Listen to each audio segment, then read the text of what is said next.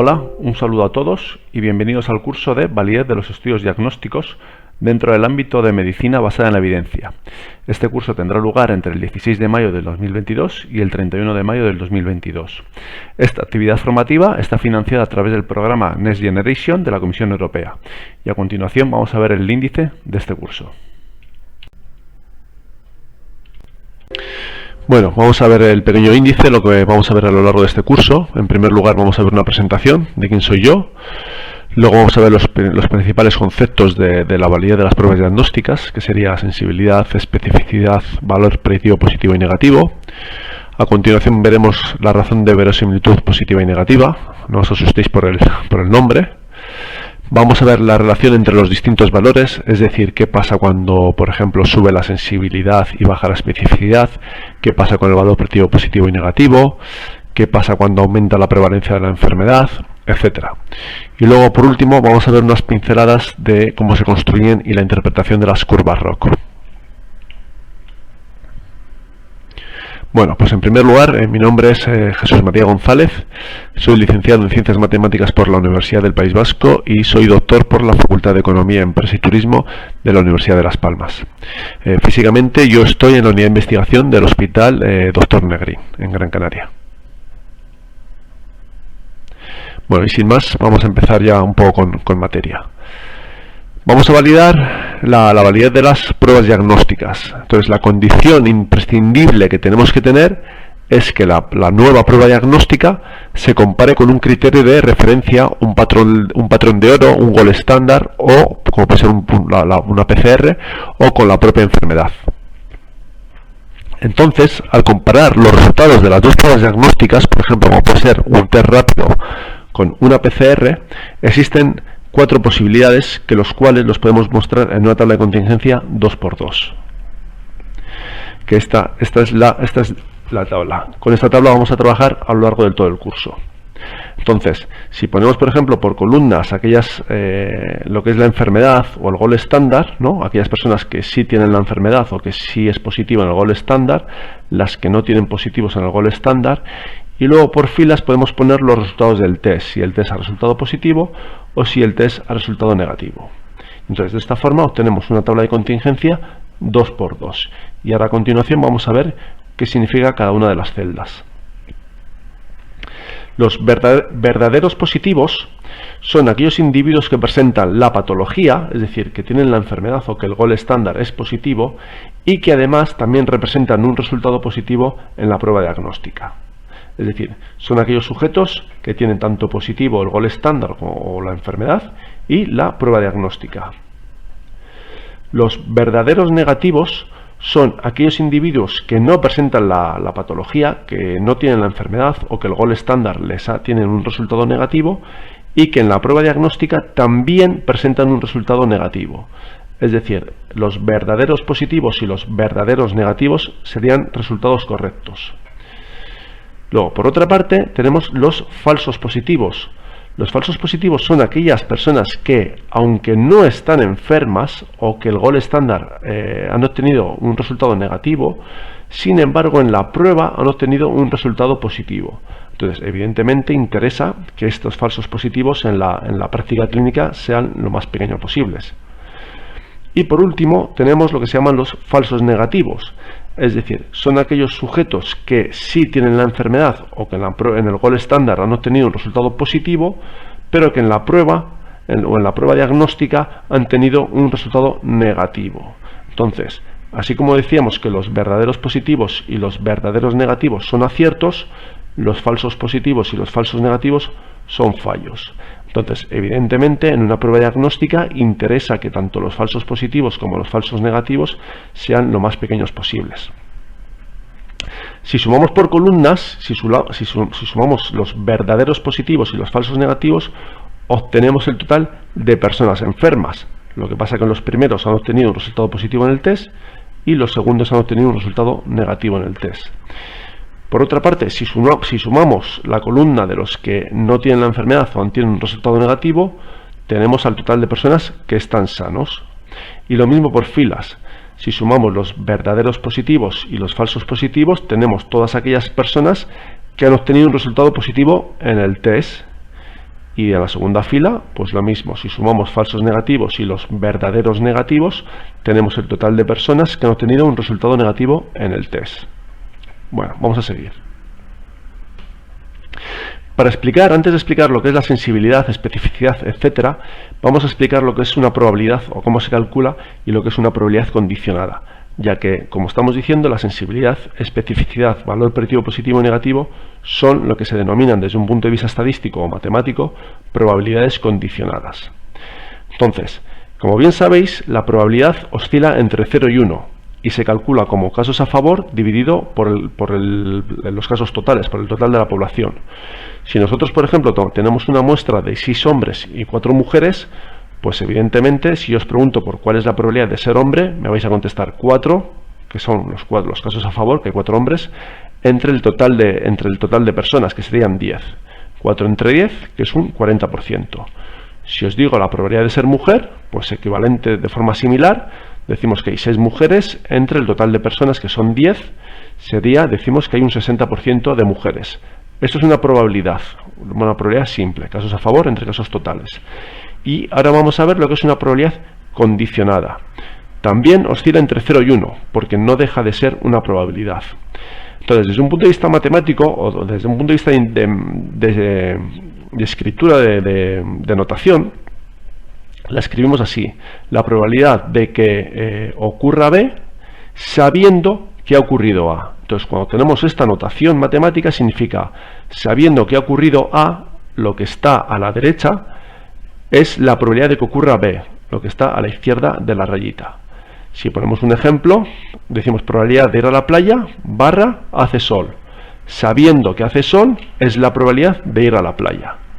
Entonces, como estamos diciendo, la sensibilidad, especificidad, valor predictivo positivo y negativo son todas probabilidades condicionadas. ¿Cómo se calcula la probabilidad condicionada? Bueno, pues muy fácil. En primer lugar, pues en este caso dividimos por la probabilidad de A, porque sabemos que A ha ocurrido. Entonces, los casos totales sería A. En este ejemplo, A sería lo que está marcado en rojo. Es esto. Y sabiendo que estoy en A, ¿cuál es la probabilidad de estar en B? Pues como estoy en A, que es este rojito, la probabilidad de estar en B es la zona común, que es lo que se llama la intersección, esta U invertida, que es la zona común de A y de B. Entonces, en este caso, la probabilidad condicionada de B, de que ocurra B sabiendo que estoy en A, sería el tramo granate, este área granate, que es la zona que está en A y en B, dividido por todo el espacio de A, todo lo que está en rojo. Esto es una probabilidad condicionada. Entonces, de forma equivalente o de forma similar, vamos a calcular sensibilidad, especificidad, valor predictivo positivo y negativo. A la sensibilidad también se le conoce como la proporción de verdaderos positivos. Hemos dicho que es la probabilidad que tiene un individuo enfermo, es decir, sabiendo que está enfermo, de obtener en una prueba diagnóstica un resultado positivo. Es decir, sabiendo que el individuo está enfermo, la probabilidad de tener un resultado positivo. Vamos a utilizar nosotros, en este caso, esta notación D de disease en inglés para hablar de la enfermedad o del gold estándar, y la T de test para hablar de la prueba alternativa. Entonces, es decir, desde un punto de vista de notación sería sabiendo que estoy enfermo, cuál es la probabilidad de obtener un resultado positivo en el test. Entonces, tal y como hemos dicho antes, sería abajo en el denominador sería las personas que están enfermas, que serían estos de aquí, pero las personas que están enfermas, ¿quién es? La suma de los verdaderos positivos más los falsos negativos. Es decir, el total de enfermos, que es la suma de estos dos valores de aquí. Y luego, por otra parte, ¿quién decimos que son las personas que están enfermas y además obtienen un resultado positivo? Que sería esta U invertida, que sería las personas que están en A y que están en B. En nuestro caso, ¿quiénes serían las personas que están enfermas y obtienen un resultado positivo en el test? Pues los verdaderos positivos. Entonces, de esta forma, la sensibilidad se describe como los verdaderos positivos dividido entre el total enfermos, o verdaderos positivos dividido entre verdaderos positivos más falsos negativos. ¿De acuerdo? Si hemos entendido la sensibilidad, vamos a entender el resto. De forma análoga, vamos a calcular la especificidad, o también se le conoce como la proporción de verdaderos negativos. Es la probabilidad que tiene un individuo sano de obtener en una prueba diagnóstica un resultado negativo. O también podríamos decir que sabiendo que el individuo está sano, es la probabilidad de obtener un resultado negativo en el test. Como hemos dicho antes, si decimos que el individuo está sano, tenemos una enfermedad negativa, un gold estándar negativo, y que obtiene un resultado negativo en el test también. Las personas que están sanas o que tienen un resultado negativo en la prueba en el gold estándar, ¿quiénes son? La suma de los falsos positivos y los verdaderos negativos. Es decir, estos de aquí. Y luego, ¿quiénes son las personas que están sanas y además obtienen un resultado negativo en el test? Pues los verdaderos negativos. Por eso, la especificidad, desde un punto de vista numérico, sería los verdaderos negativos entre el total de personas sanas. Continuamos. La proporción de falsos negativos es 1 menos la sensibilidad. O también lo podríamos calcular, o decimos que es la probabilidad que tiene un individuo enfermo de obtener en una prueba diagnóstica un resultado negativo. Es decir, sabiendo que estoy enfermo, es decir, sabemos que sería el total enfermos, sin embargo he obtenido en la prueba un resultado negativo, es decir, soy un falso negativo. Por lo tanto, la proporción de falsos negativos sería el cociente de los falsos negativos entre el total enfermos, que es lo que tenemos aquí. Y de forma análoga, la proporción de falsos positivos, que también se puede calcular como 1 menos especificidad. Es la probabilidad que tiene un individuo sano de obtener en una prueba diagnóstica un resultado positivo. Es decir, si yo sé que estoy sano, pues sé que voy a tener el total de mi espacio es el total sanos, y las personas que están sanas y obtienen un resultado positivo son los falsos positivos. Por eso la proporción de falsos positivos se calcula como los falsos positivos entre el total de personas sanas. Desde luego son mucho más importantes la sensibilidad y la especificidad que la proporción de falsos negativos y falsos positivos. Aunque evidentemente, como os podéis imaginar, interesa que una prueba diagnóstica, contra más pequeños sean los falsos negativos y falsos positivos, pues más válida es la prueba. Pero luego en la vida real, ¿qué es lo que sucede? Que normalmente no sabemos a priori quién está enfermo. Es decir, cuando el paciente entra por la consulta del doctor, el doctor no sabe si el paciente está enfermo o no está enfermo. Entonces, desde un punto de vista práctico, al médico, ¿qué le interesa? Pues de los pacientes que resultan positivos en el test, cuántos están realmente enfermos, y de los pacientes que resultan negativos en el test, cuántos están realmente sanos. Porque el doctor va a sacar conclusiones en función del test, porque no sabe si el paciente está realmente enfermo o no lo está. Entonces vamos a definir el valor predictivo positivo, que es la probabilidad que tiene un individuo de padecer la enfermedad o de presentar un resultado positivo en el gold estándar cuando se obtiene un resultado positivo en la prueba diagnóstica. Es decir, sabiendo que el resultado de la prueba diagnóstica es positivo, ¿cuál es la probabilidad de que el paciente esté realmente enfermo? Si os fijáis, antes en la sensibilidad nosotros teníamos los símbolos cambiados. La T estaba a la izquierda y la D estaba a la derecha. Entonces, ahora estamos viendo, ahora es al revés. Sabiendo que el test es positivo, ¿cuál es la probabilidad de que el paciente esté realmente enfermo? Si yo digo que el paciente tiene un resultado positivo, los resultados positivos, ¿quiénes son? Las sumas de los verdaderos positivos más los falsos positivos. El total, este total de aquí, el total de positivos. Y por otra parte, ¿quiénes son las personas que tienen la enfermedad y además obtienen un test positivo? Los verdaderos positivos. Por lo tanto, el valor predictivo positivo se define como los verdaderos positivos entre el verdadero positivo más falso positivo. No confundáis con la sensibilidad, que aquí las letras están cambiadas. Aquí lo que sabemos es que el test ha sido positivo. Y en la sensibilidad lo que sabíamos es que el paciente tenía la enfermedad. Seguimos. Valor predictivo negativo.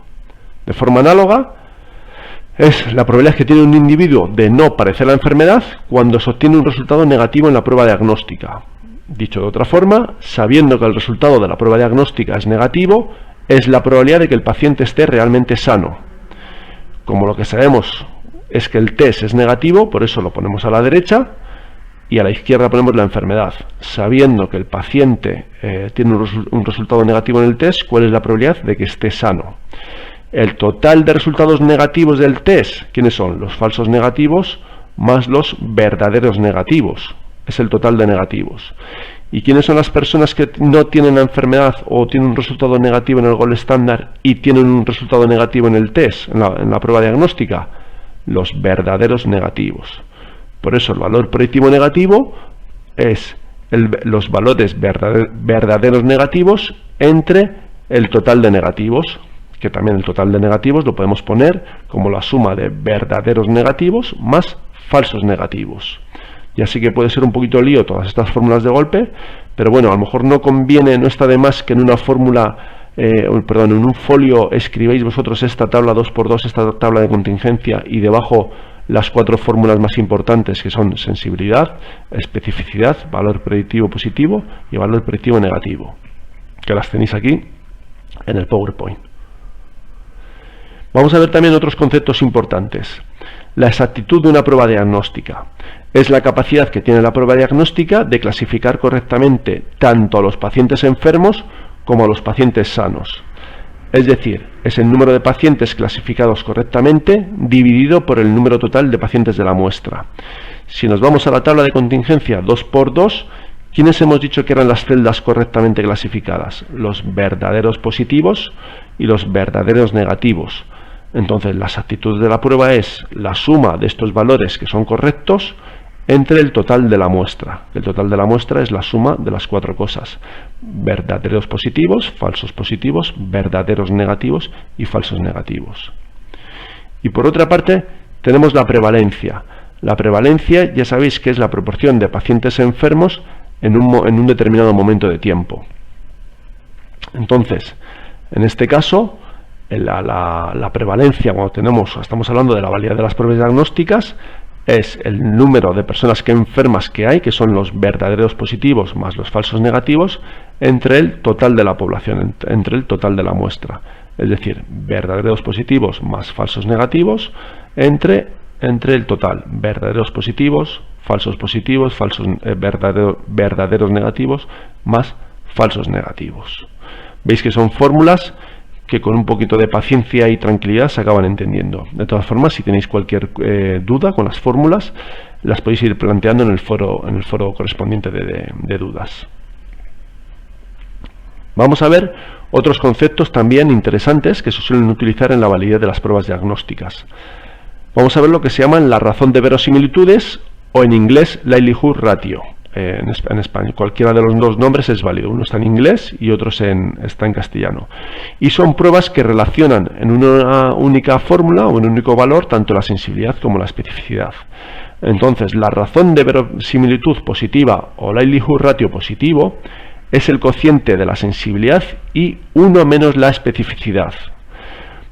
De esta forma sería la sensibilidad 1 menos la especificidad, que si lo ponemos de forma matemática, hemos dicho que sería, sabiendo que estoy enfermo, la probabilidad de obtener un resultado positivo, dividido entre, sabiendo que estoy sano, la probabilidad de obtener un resultado positivo en el test. ¿De acuerdo?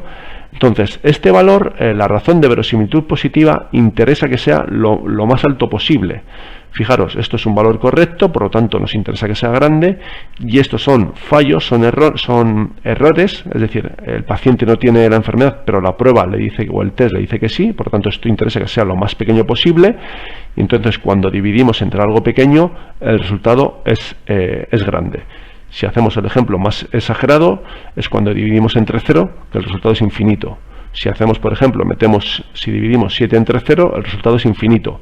Si lo hacemos en una calculadora o en el móvil, es muy probable que nos dé error. Bueno, dependiendo de la calculadora o el móvil, va a salir un resultado de error.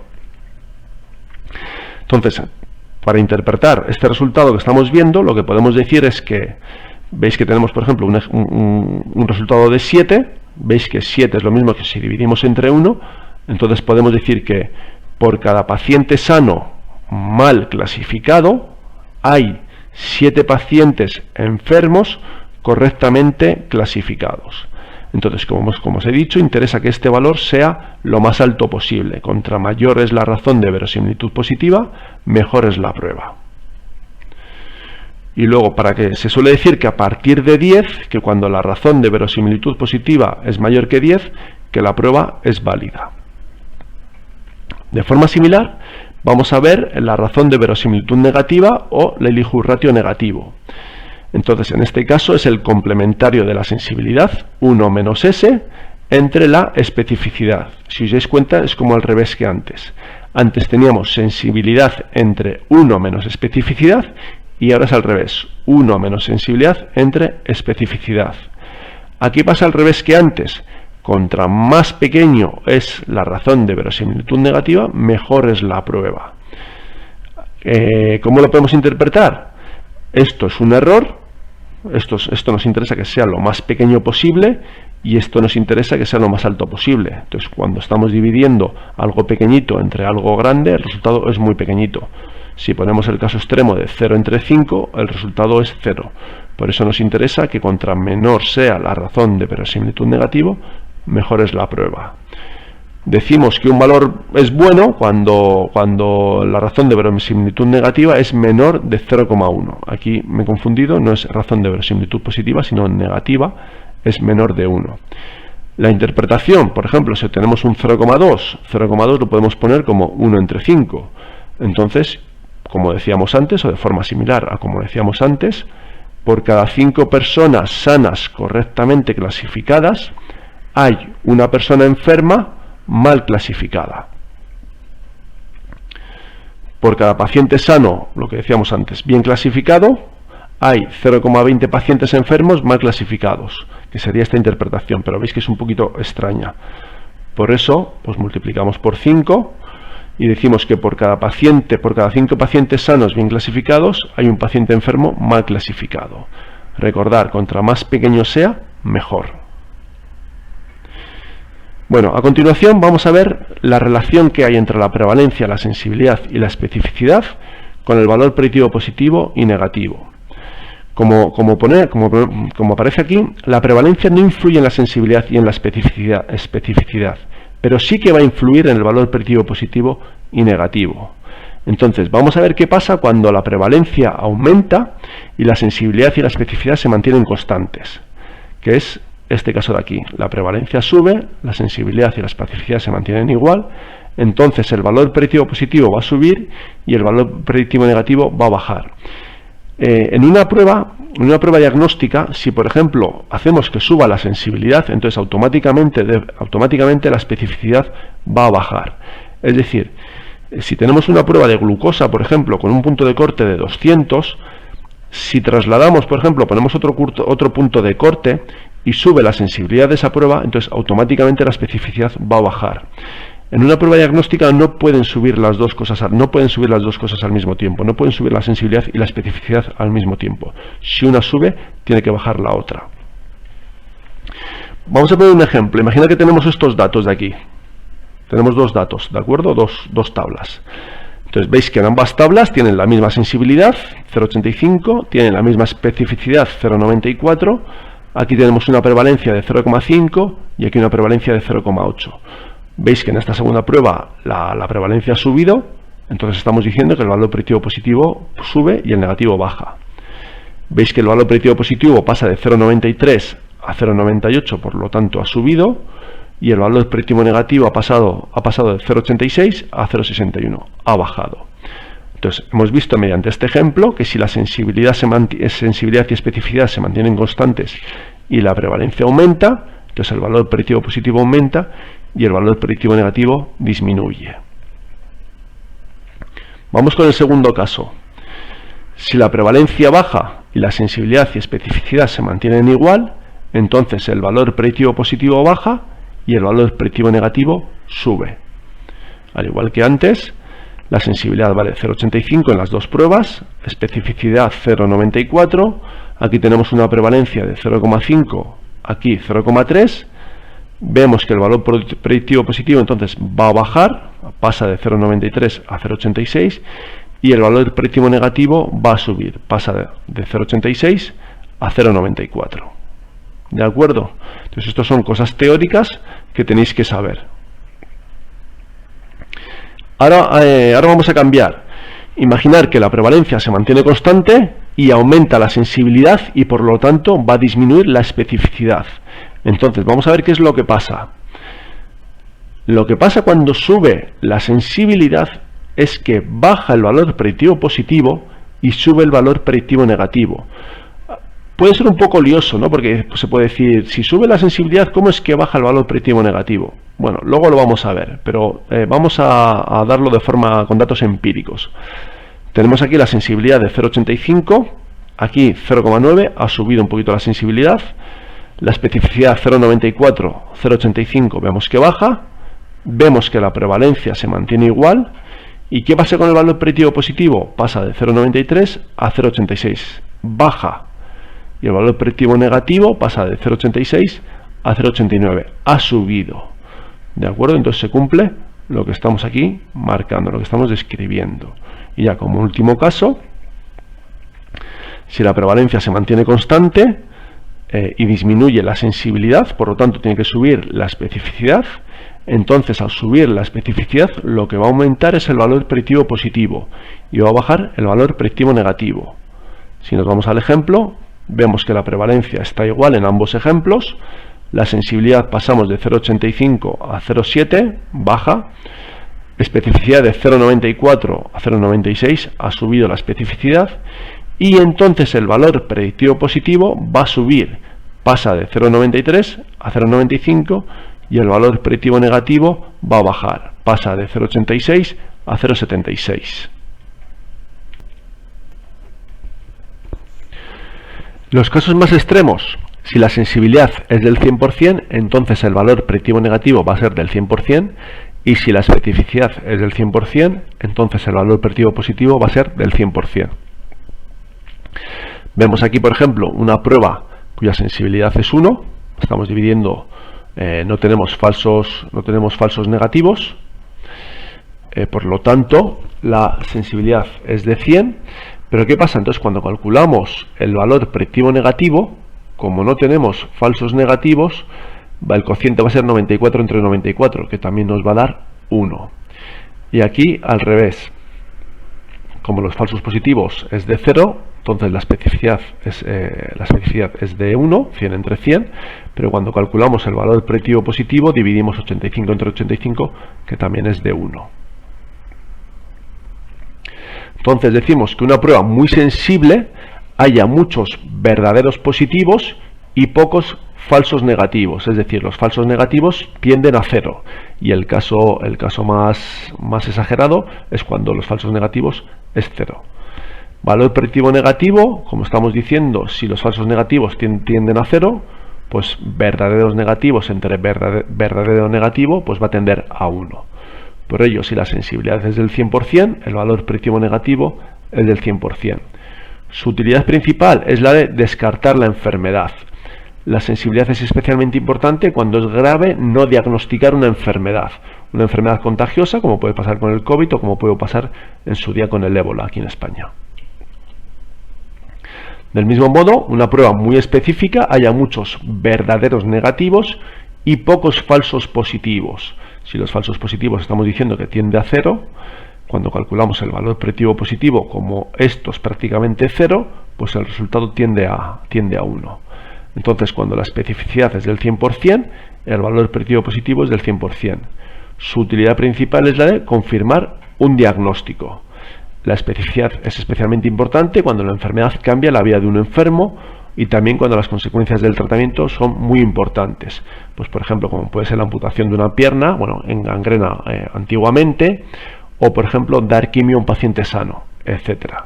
Entonces, en casos en los que el tratamiento sea realmente muy importante para el paciente, tenemos que tener una prueba que sea muy específica, de tal forma que si el valor predictivo positivo sea realmente alto, de tal forma que si el paciente obtiene un resultado positivo en el test, es muy probable que tenga la enfermedad. Y en su caso No vamos a cortar, por ejemplo, la pierna, en el caso de la gangrena, a un paciente que esté sano. Es lo que se pretende evitar. Del mismo modo que en una prueba muy sensible, en la diapositiva anterior, lo que vamos a intentar es que no se nos escape ningún paciente enfermo que pueda contagiar al resto de las personas. Seguimos. Vamos a hablar un poco de las curvas ROC. Hay veces que la variable que utilizamos para clasificar a una persona como enferma o sana es cuantitativa continua, numérica, como puede ser la glucemia.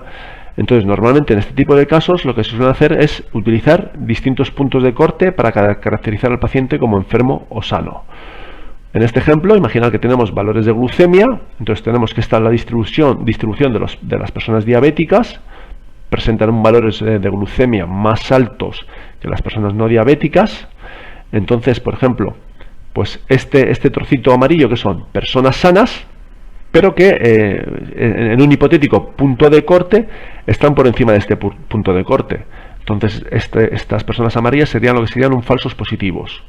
Y por otra parte, estas personas en gris, que son enfermas pero están por debajo del punto de corte, serían falsos negativos. ¿Por qué? Porque son diabéticos, tienen la enfermedad, pero han obtenido un resultado negativo en el test. Entonces vamos a ver qué es lo que pasa. Si el punto de corte se desplaza hacia la derecha, imaginar que ya no tenemos el punto de corte que es la línea roja, sino la línea verde. ¿Qué va a pasar con los falsos positivos? Los falsos positivos se van a hacer más pequeños, vamos a tener menos falsos positivos. Los falsos positivos disminuyen. Entonces, si los falsos positivos disminuyen, ¿qué va a pasar? La especificidad se va a hacer más grande. Y al revés. Bueno, al revés no. Por otra parte, ¿qué va a pasar con los falsos negativos? Ya no va a haber solo hasta aquí, sino va a haber hasta la línea verde. Los falsos negativos van a aumentar. Los falsos negativos aumentan. Si los falsos negativos aumentan, ¿qué va a pasar con la sensibilidad? Que disminuye. Y de forma equivalente, si el punto de corte se desplaza hacia la izquierda, como puede ser esta línea de color violeta, ¿qué va a pasar? Los falsos positivos van a aumentar. Ya no van a estar este poquito de aquí, sino también va a haber todo este tramo de aquí. Este tramo que estoy marcando con el ratón, ¿lo veis? Los falsos positivos aumentan, entonces al aumentar los falsos positivos, la especificidad va a disminuir. Y al revés, los falsos negativos van a disminuir, va a haber menos, por lo tanto la sensibilidad va a aumentar. Si los falsos negativos disminuyen, la sensibilidad aumenta. Entonces, en una prueba diagnóstica donde contra valores más altos significa que peor, si aumento el punto de corte, aumenta la especificidad y disminuye la sensibilidad. Si disminuye el punto de corte, aumenta la sensibilidad y disminuye la especificidad.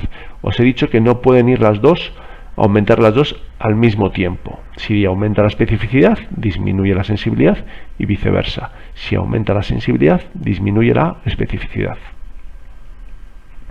Entonces, dependiendo de los puntos de corte que vayamos utilizando, por ejemplo, nosotros en el caso anterior hemos podido utilizar tres cortes: la roja, que sería el valor original, la verde, el punto corte verde, y el punto de corte violeta. Entonces, dependiendo de estos tres puntos de corte, nosotros vamos a tener una sensibilidad y una especificidad. Aquí tenemos un ejemplo donde tenemos 1, 2, 3, 4, 5, 6. Tenemos 6 puntos de corte, donde entonces en cada uno de estos 6 puntos de corte vamos a tener una sensibilidad y una especificidad. Entonces, las curvas ROC se representan haciendo un diagrama o uniendo los puntos, donde en el eje de las X está representado 1 menos la especificidad, y en el eje de las Y está representado la sensibilidad. Entonces, el máximo valor que puedo tomar es un cuadrado de 1 por 1, entonces el área va a ser 1, es el valor máximo, sería una prueba perfecta. Si el área bajo la curva, como puede ser en este caso azul, está en torno a 0,8, se dice que la prueba es buena, es aceptable. Y el peor de los casos es si está en torno a 0,5. Si el área bajo la curva, asociada a la curva ROC, está en torno a 0,5, es como si tirásemos una moneda al aire y decidimos si el paciente está enfermo o no.